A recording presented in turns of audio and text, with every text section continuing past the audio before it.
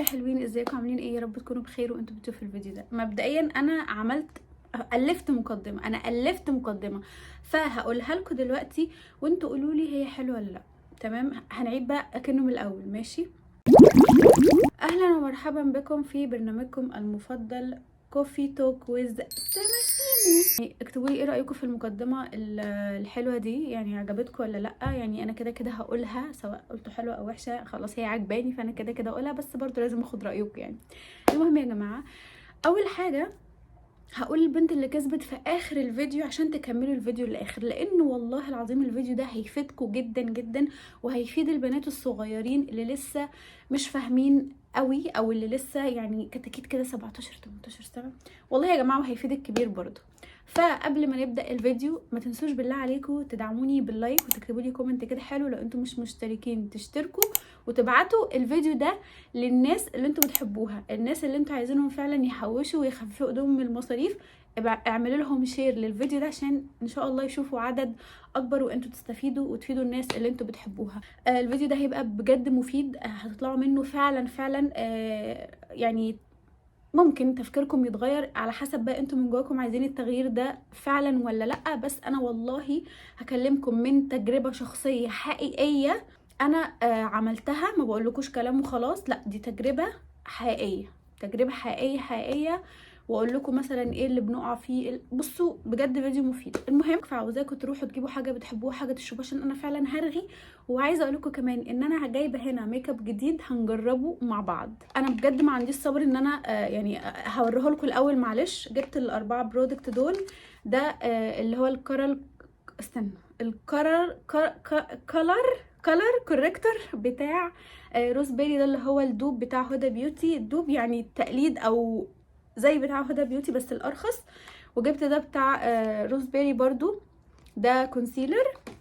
وجبت ده برضو بتاع روز جولد اللي هو هايلايتر. وده البتاع ده اللي هو البلاشر بتاع رير بيوتي، ده اللي هو اشهر من نار على العالم، اللي هو ده يا جماعه البلاشر ده. بس هي الدرجه جت فاتحه قوي عليا، فعايزه اقول لكم ان هو بيجمنتد جدا. بص هتنبهروا دلوقتي، لان انا هعمل معاكم ميك اب عشان في كده كذا حاجه عايزه اصورها للانستجرام وبالمره يعني. المهم اروح اجيب كوبايه الشاي واجي. اوكي يا جماعه، جبت كوبايه الشاي. تمام، بصوا هي شاي بلبن، كنت هعملها شاي بس فجاه فتحت التلاجة وجبت اللبن. وعندي هنا النوت بتاعتي كاتبه فيها كل حاجه حرفيا. بقالي يومين عماله اعصر في دماغي عشان اكتب لكم حاجات فعلا مفيده، حاجات تديكوا كده حافز ان انتوا تتغيروا. بصوا هنا وهنا. بصوا يا جماعه بجد انا يعني انا ما بقولكوش اي كلام، انا بتعب قوي على فكره في فيديوهاتي والله، فانا استاهل ان انت تحط لايك لو ما حطيتوش لحد دلوقتي. هنبدا باول حاجه. طيب، في 3 حاجات مهمين جدا لو احنا عايزين نحوش. اول حاجتين منهم، ما ينفعش ان انت هتكوني عايزه تحوشي وتحققي حلم وتبني مستقبل وتامني مستقبل وتكوني بتعمليهم. وحاجه تالته، ما ينفعش برضو تكوني عايزه تحوشي وتعملي مستقبل وتشتري حاجه كبيره نفسك فيها وتكوني ما بتعمليهاش. يعني في 3 حاجات، حاجتين ما ينفعش نكون بنعملهم، وحاجه لازم نكون بنعملها. طيب، اول حاجه ايه هي؟ لازم يعني لو احنا عايزين نحوش وكده ما ينفعش ان احنا نكون بنعملها. اول حاجه القرض. ما ينفعش ان احنا نكون بناخد قرض وعايزين نحوش. القرض اصلا حرام، بيدخل بيخرب البيت، بيقلل البركه، بيقلل الرزق. فالكلام اصلا ده معروف، فانا مش هحكي فيه، بس انا حبيت برضو انبهكم لحاجه زي كده. طول ما انتوا بتاخدوا قروض انتوا كده بتاخدوا حاجه انتوا مش قادرين عليها، فهتفضلوا طول عمركم تاخدوا في قروض وتسددوا، تاخدوا في قروض وتسددوا، ومش هتعرفوا تامنوا مستقبلكم ولا تحوشوا ولا تشيلوا اي جنيه. تاني حاجة، ودي الحاجة اللي انا وقعت فيها، ودي اقسم بالله دي يا جماعة بتدخل البيت تعمل عليه لعنة، وهي فيزة المشتريات. فيزة المشتريات اللي هي بتروحي البنك تاخدي مثلا فيزا فيزة مشتريات ان انت مثلا ايه تشتري بيها حاجة تقسطي. طبعا بيبقى بنوك تبع سوري محلات تقسيط تبع البنك، تقسطي ينزل عليكي فوائد مش عارفه. ودي الغلطه اللي انا وقعت فيها. عارفين دي لعنه للبيت. بتقعدي تصرفي. انا بالنسبه لي طول ما انا الفلوس مش ماسكاها في ايدي كده وبدفعها كده بصرف من الفيزا، انا عقلي بيترجم ان انا ما بصرفش.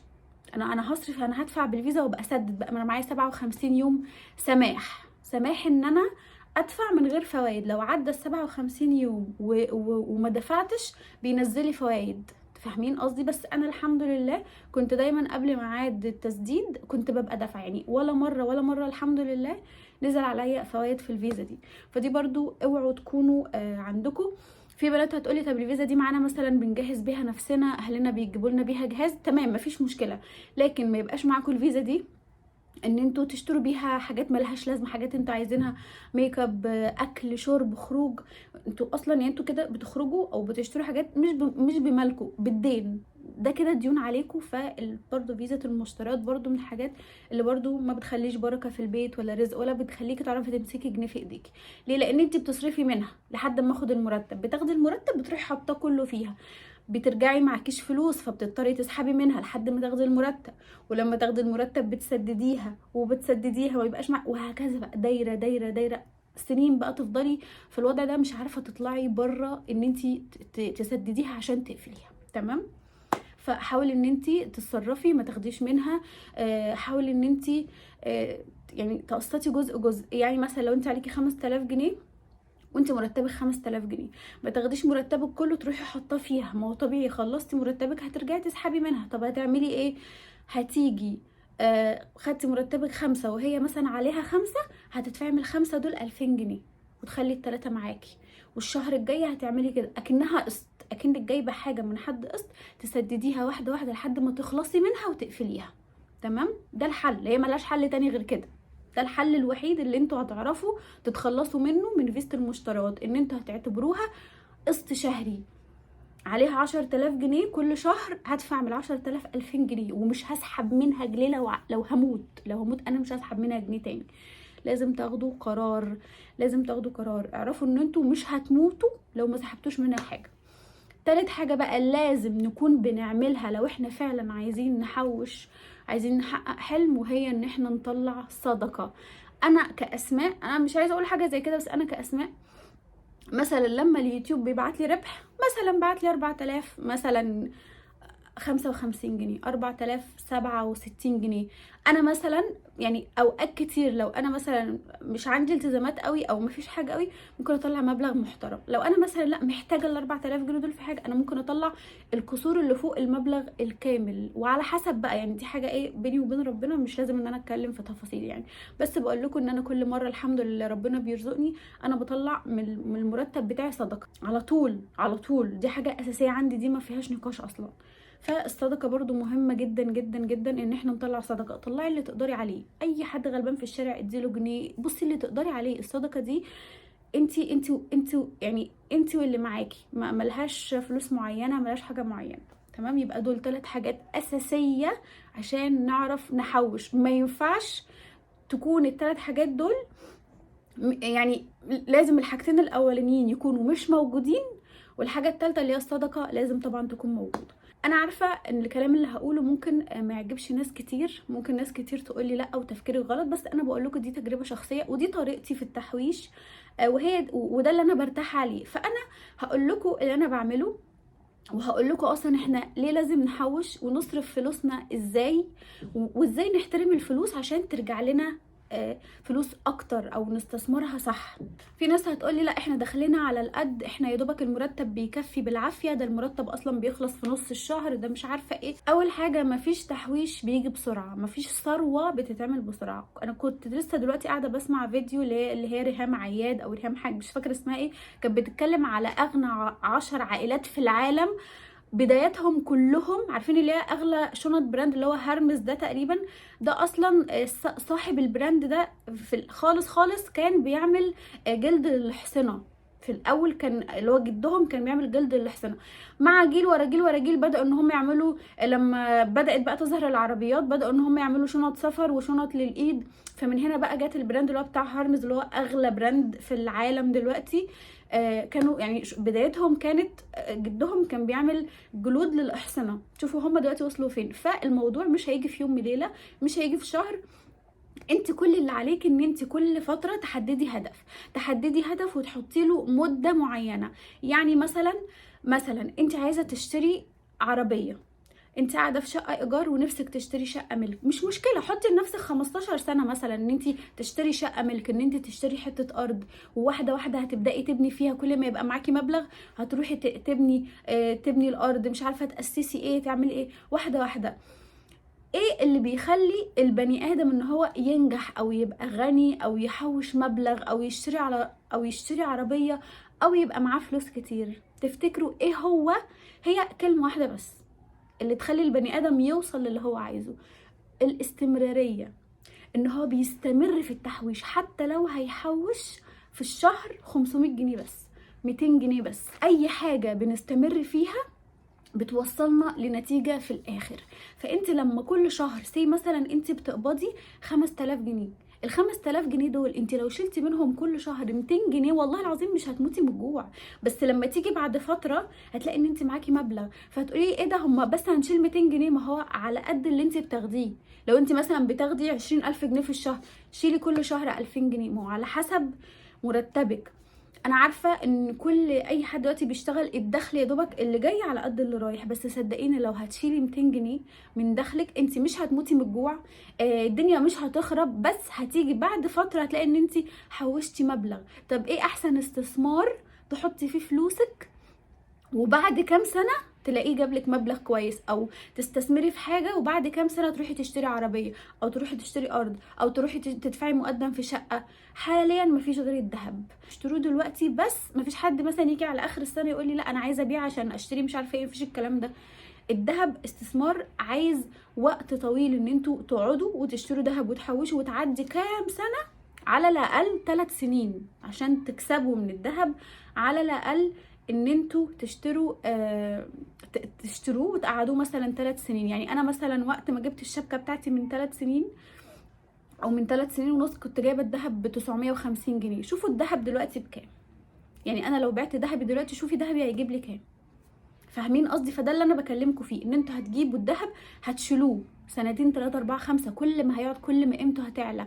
ما تدخلوش جمعيات. انت دلوقتي لو دخلتي جمعيه خدتيها العاشر، بعد 10 شهور هتجيبي بيها ايه؟ مثلا جمعيه 50,000 جنيه، بعد 10 شهور محدش عارف ايه اللي ممكن يحصل بعد 10 شهور. فكل شويه كل ما قيمه الجنيه بتقل، فما تدخلوش جمعيات. ممكن تحطوا فلوس في البنك، لو انتوا مثلا حلمكم قريب او عايزين تجيبوا حاجه قريب حطوا فلوس في البنك، تقدروا تشيلوها مثلا مده، تربطوها شهاده سنه، عشان بعد سنه مثلا انت هتعملي كذا. انتوا فاهمين؟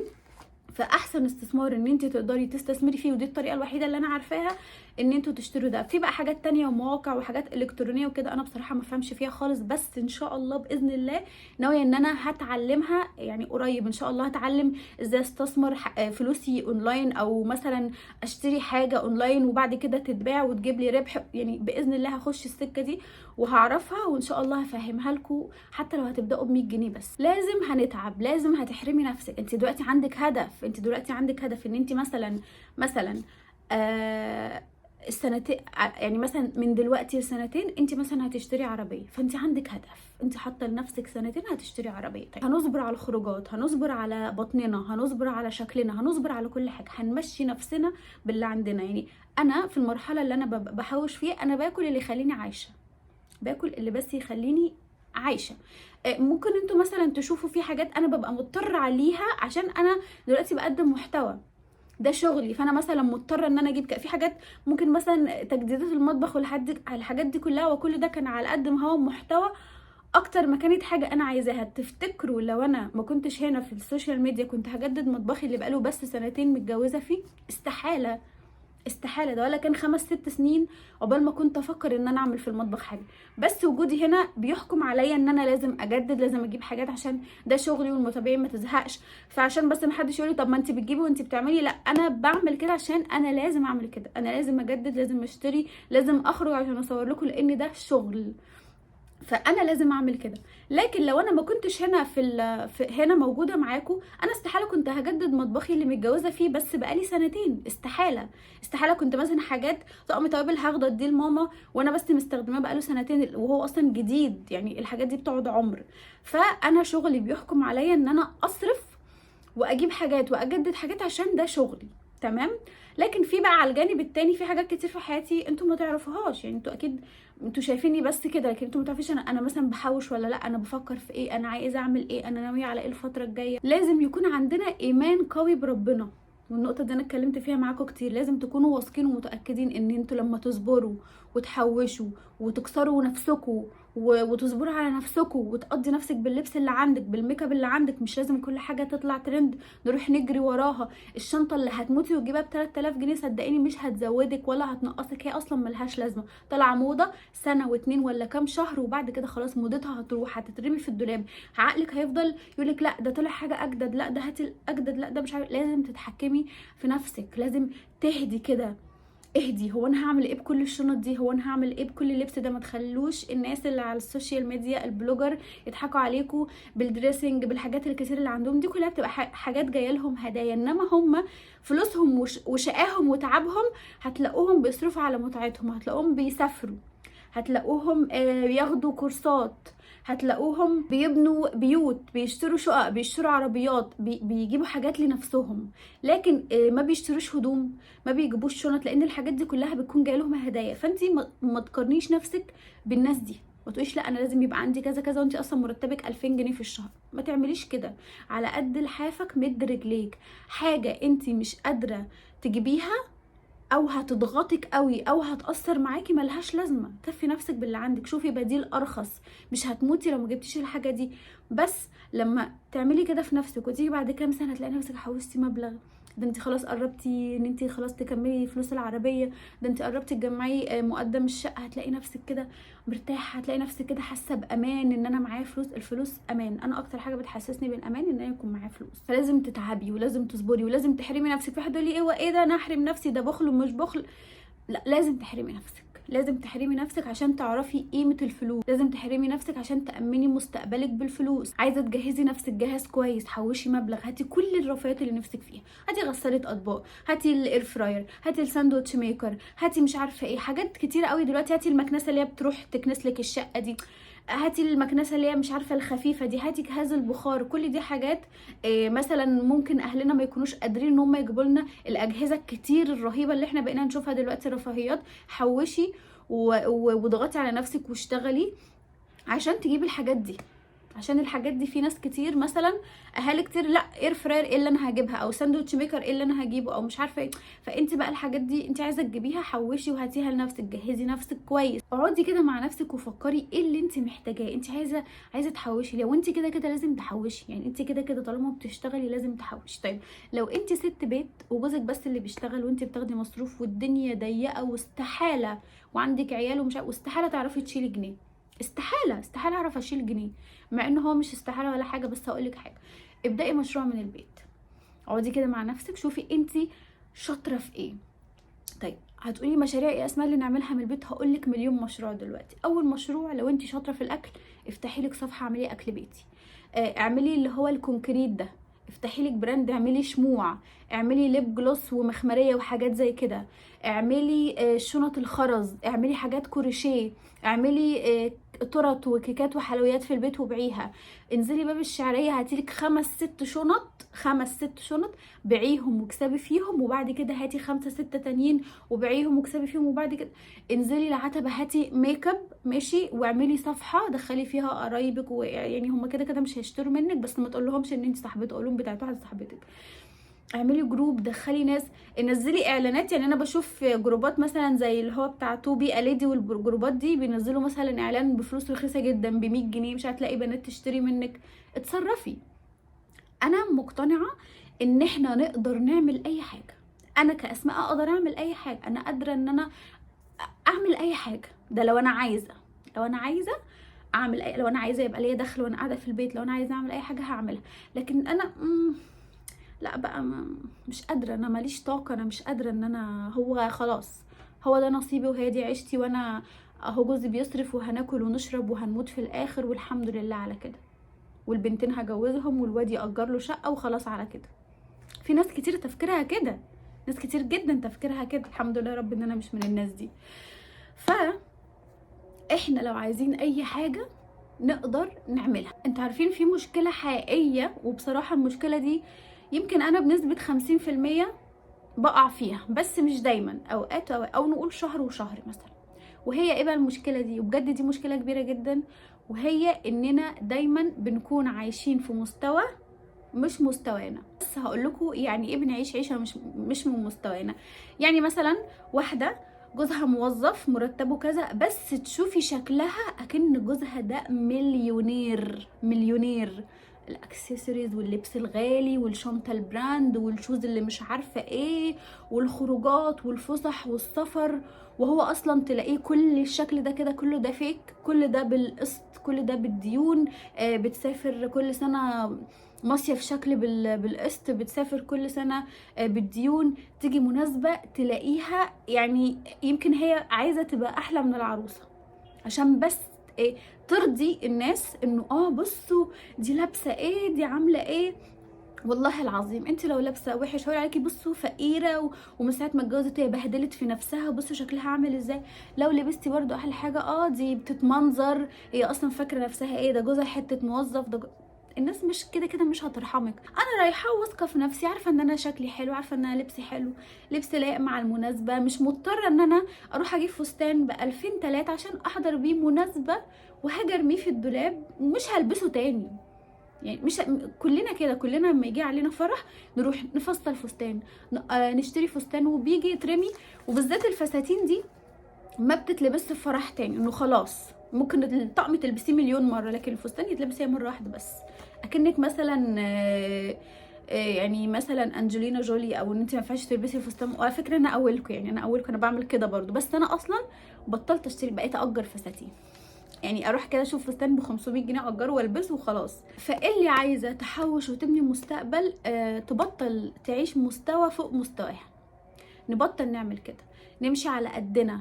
السنه دي انا مش قادره اطلع مصيف، مفيش فلوس، خلاص انا لا هضغط نفسي ولا هحط عليا اقساط، ولا هروح اخد كارد عشان اطلع مصيف، ولا هروح اخد كارد عشان اروح اشتري موبايل جديد. انا لو الحاجه مش معايا فلوسها كده هروح المحل اقول له اتفضل، الحاجه دي ما تلزمنيش. وعايزين نفرق بين الحاجه اللي احنا عايزينها والحاجه اللي احنا محتاجينها، لان الفرق بينهم كبير جدا. الحاجه اللي انت عايزاها، احنا كلنا عايزين حاجات، كلنا عايزين نشتري كل حاجه، عايزين شنط وجزم ونسافر ونروح ونيجي وميجا، كلنا عايزين كده. لكن احنا محتاجين ايه؟ احنا عاوزين بقى نجيب اللي احنا محتاجينه بس. حاجه انت محتاجاها ضروري ضروري محتاجاها، خلاص هتجيبيها. انا مثلا بخرج بدخل محلات بشوف مثلا شنطه عجبتني، انا هموت واجيبها، انا هموت واجيبها، بس انا عندي. طب يعني انا لما اجيبها مثلا هي هتزيدني ايه؟ اروح ادفع مثلا فيها 1000 جنيه. طب مش انا اولى بال1000 جنيه؟ طب ما انا احوشه، طب ما انا مثلا اخليه على جنب احسن، يمكن لا قدر الله يحصل حاجه، اشيله كده على جنب يمكن نحتاجه. يمكن البدايه تيجي من ال1000 جنيه بتاع الشنطه ده، ان انت خلاص تاخدي قرار لا ان انت هتوقفي شراء، وانت لازم تحوشي ولازم تبداي تمسكي ايدك ولازم تامني مستقبلك ومستقبل ولادك. ما نجريش على العروض. العروض دي احنا بنشوف عروض يعني، وانا والله العظيم انا اولكم، بس انا فعلا بدات اشتغل على نفسي في النقط اللي انا بكلمكم فيها دي كلها. ده كذا، ده سعره رخيص، طب يلا نجيب مش عارفه ايه. ده وفي الاخر الحاجات دي بتيجي بتترمي في البيت.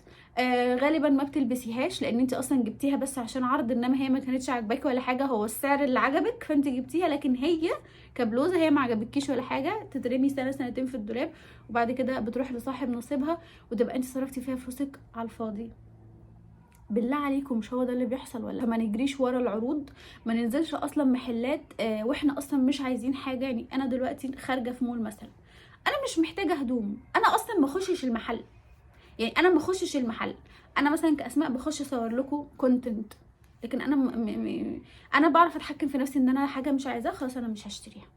يعني اوقات كتير مثلا حاجه تعجبني احمد يقول لي طب هاتيها ومش عارفه، اقول له لا انا مش محتاجاها، مش عايزاها، مش هجيبها. فانتي واحده ما بتعرفيش تتحكمي في نفسك، خلاص ما تنزليش من البيت. تمام؟ طيب حطينا خطه شهرين وحوشنا اول شهرين والدنيا تمام، جيتي ثالث شهر لا انت مش قادره، انت مش متعوده على العيشه الضنك دي، ما هي هتبقى عيشه ضنك فعلا. تمام؟ انا مش قادره، انا بجد يا اسماء خلاص مش قادره، انا نفسيتي تعبانه، انا مش واخده على الوضع ده، الوضع ده خلاص زهقني وقرفني، وانا هصرف اللي انا حوشته. هقول لك لا استني عندك، انت مش حوشتي وعملتي اللي عليكي، حلو زي الفل. انا عاوزاكي بقى الشهر الثالث ده مثلا ال 500 جنيه او ال 1000 جنيه او ال 200 جنيه اللي انت كنتي هتصرفيهم، انا عاوزاكي تنزلي وتمتعي نفسك بيهم. الشنطه اللي كانت عاجباكي هاتيها، ناقصك حاجه من الميك اب هاتيها، عايزه ميك اب زياده هاتيه، عايزه تخرجي تاكلي بره روحي، عايزه تطلبي اكل في البيت دليفري اعملي كده. ما هو عشان احنا مش هينفع ان احنا طول الوقت نبقى معايشين نفسنا يعني في ده، يعني هو ما حدش هيقدر يستحمل كده، يعني ما حدش هيقدر يستحمل كده. بس ان انت تحوشي شهرين 3 وتاخدي شهر فري مش مشكله. اشبعي الشهر ده كل اللي انت عايزاه، اخرجي واتبسطي، اشحني نفسك، اروي نفسك، عشان لما ترجعي للتحويش هتلاقي ان انت خلاص اتبسطتي وجبتي حاجه نفسك فيها وشبعتي كده حاجات انت نفسك فيها. فترجعي تبصي تلاقي ان انت خلاص اهو اتبسطتي وخرجتي واشتريتي، وفي نفس الوقت الحمد لله معاكي مبلغ على جنب. فلما ترجعي بقى تمسكي على نفسك تاني تكوني انت مرتاحه، شايفه ان تعبك جاب نتيجه، ان انت فعلا قدرتي ان انت تحطي مبلغ على جنب وتقدري ان انت تكملي. مش معنى ان احنا هنحوش ونمسك على نفسنا ان احنا هنفضل سنه سنتين كده، لا، ما هو محدش يقدر يستحمل كده. تدي لنفسك فري، مش بتعملي دايت وتخسي وبعد كده تاخدي فري، برضو امسكي على نفسك وبعد كده خدي فري وبعد كده ارجعي كملي في التحويش مره تانية. بلاش ان احنا نروح نرمي فلوسنا في حاجات غاليه وخلاص، مش اي حاجه طالعه ترند قلتلكوا نجري وراها.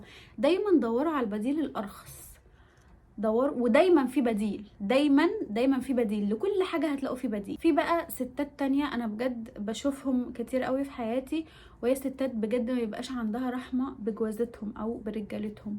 بتقول ايه؟ وانا هشتغل ليه؟ وانا هتعب نفسي ليه واروح ابهدل نفسي او اجيب شنط او ابيع او اقعد اسوق الحاجات؟ انا مالي، انا هو اللي ملزوم بمصاريفي بمصاريف العيال. انا بجد النوع من الستات ده انا بكرهه، لان هم ما بيبقاش عندهم رحمه.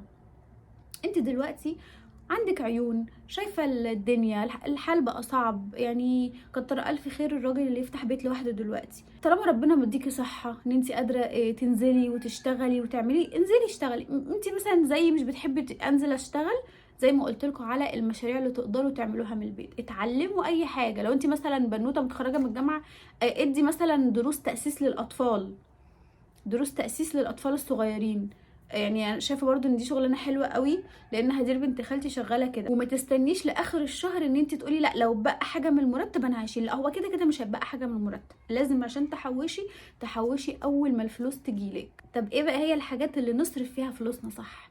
ايه الحاجات اللي احنا فعلا لما هنصرف فيها فلوسنا هترجع لنا تاني، او هنستثمر فلوسنا في حاجه في صرف فهيرجع لنا تاني؟ هتصرفي فلوسك في حاجات تعلي منك او حاجات تعلمك حاجه، انت هتصرفي عشان تتعلمي حاجه، عشان لما الحاجه دي تتعلميها هتشتغلي فيها وتجيب لك فلوس تاني. يعني مثلا تاخدي كورس انجليزي، مثلا ممكن تدي دروس اطفال تاسيس انجليزي. مثلا انت اوريدي عندك اصلا براند، اصرفي وهاتي معدات عشان تطلعي شغل احلى فتعلي في سعرك فيجيلك دخل اكتر. تصرفي على نفسك، على الحاجه اللي تطورك، على الحاجه اللي تعليكي، مش بس مجرد لبس وميك اب وشنطه، حاجات بتبقى فيها كده فرحه لمده دقيقه دقيقتين وبعد كده خلاص. يعني تبقى حاجه مثلا هتموتي عليها، وانس ان انت مسكتيها خلاص ما بقاش ليها اي لازمه، ما بقاش ليها اي معنى، ما بقت حاجه ملهاش لازمه، حاجات ترند وهتتركن. بلاش وقت ما انت زهقانه، بلاش ان انت تفتحي الموبايل او تدخلي شي او تنزلي تخرجي وتدخلي محلات، لان الزهق هيسيطر عليكي ان انت زهقانه ومودك مش حلو. لا، انا هشتري دي عشان مودي يبقى حلو. هتروحي البيت هتنكدي اكتر عشان انت صرفتي الفلوس اللي انت كنتي محوشاها. وبس كده يا جماعه. نيجي بقى لاخر حاجه، والبنت اللي كسبت هي اسمها ندى. هحط لكم السكرين بتاعها هنا على الشاشه. انا عارفه ان انا ما عملتش معاكم الميك اب ولا شربت الشاي كمان. بعتيلي على الانستجرام عشان ان شاء الله الهديه بتاعتك توصل لك، ومحدش يزعل يا جماعه ان هو ما كسبش، حقكم عليا، بس ده نصيب. انا اخترت عشوائي والله كده كده كده، واخترت البنت اللي كسبت على طول. ولحد كده هيكون الفيديو خلص. لو انتوا بقى حابين اجرب معاكم الميك اب ده، انا حاسه ان انا بجد يبقى عيب قوي في حقي لو قفلت معاكم الفيديو وانا بالشكل ده. لا، لو عندكم طولة بال تشوف الفيديو اوكي. انا هحاول اختصر لكم. ده كده الكونسيلر اللي انا اشتريته. بصوا اصلا يعني ازاز، اول مره اشوف كونسيلر تحفه كده. انا طبعا مرطبه وشي والدنيا تمام. سريعا يعني مش هطول عليكم الحته دي. بصوا يعني انا عارفه ان هو الكفر بتاعه مش عالي لان انا اوريدي اصلا جربته، بس هو بيوحد لون البشره. دي درجته 2 يا جماعه، هو في منه بس 3 درجات. طبعا الجزء ده يعني انا حاولت ما اقربش منه، بس بصوا يعني انا والله العظيم ما شايفه انا دمجته حلو ولا لا. انتوا عارفين نظري ضعيف جدا، مش مشكله هشوف في الاخر. نيجي بقى للبلاشر التحفه ده. بصوا يا جماعه البيجمنتيشن بتاعه عامل ازاي. انا هحط نقطه او تقريبا. بصوا يا جماعه، بصوا شايفين دي؟ انا لمست خدي لمسه. بصوا